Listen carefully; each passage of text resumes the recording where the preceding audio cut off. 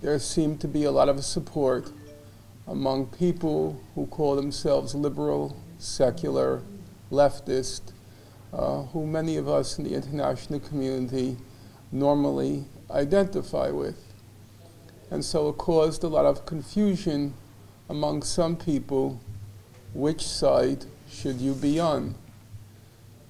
I have to say for myself, speaking strictly for myself, I did not have that confusion, because I think there are two basic issues that were happening in Egypt which determined which side you're on.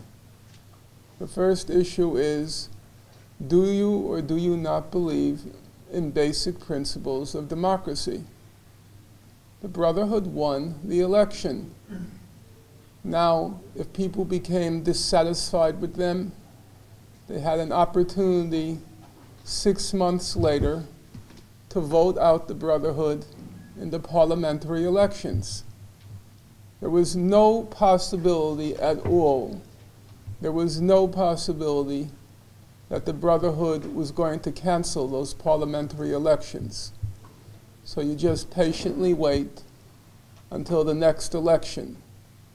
Now, it is true that if you're a real Democrat, democracy means more than just elections. That's true. But elections are a minimum condition. They're a necessary condition. If you're going to start annulling elections, there's not going to be democracy. So that was the first principle that was at stake.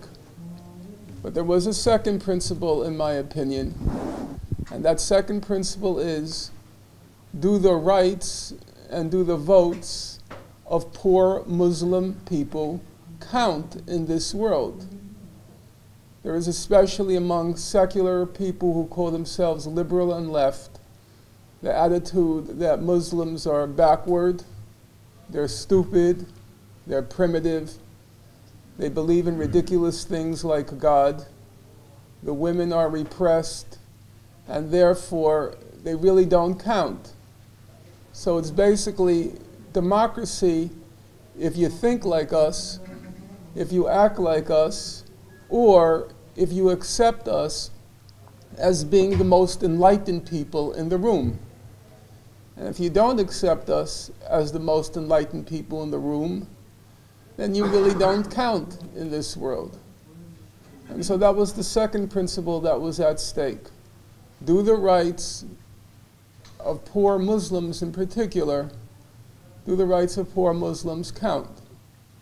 So in those two principles, the general principle of democracy, and then the more particular principle of the rights of Muslims, poor Muslims, the respect that they deserve, on those two issues, to me, it seemed pretty clear, it seemed very clear, that what was happening in Egypt was terrible.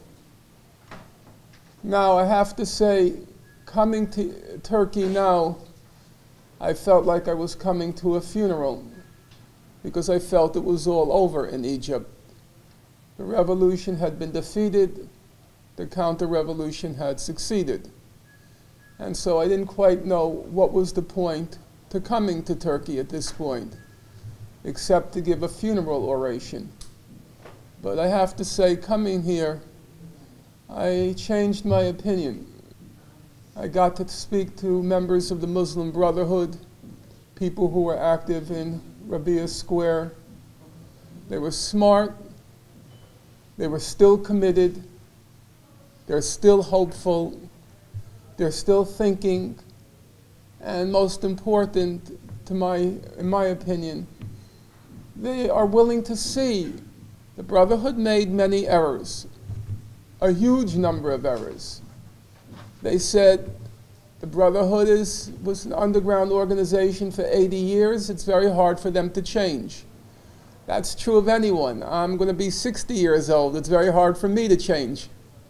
So I can understand an organization that's 80 years old. It's hard to change. But you get the feeling they're open to criticism, they recognize they made big errors, and most important of all, They can still turn out big crowds in Egypt. They're still fighting. And so that gives me hope that maybe they can turn things around a little, and those wonderful events that began on July 25th, 2011, there still may be a bright future for the people of Egypt and the people in the Middle East in general. So I'm very grateful to have been invited here. And I have to say, because it's true and it should be publicly acknowledged, that sometimes people get obsessed with the surfaces. They see headscarf, they see primitive, backward. I met many Muslim women here.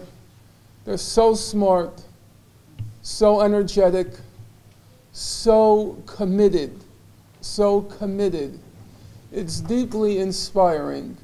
And I wish more people in the West, in particular the West people who call themselves secular and liberal and leftist, that they have the same opportunity as me to meet these women and to stop just looking at the surface and seeing people's hearts, their souls, but also their brains.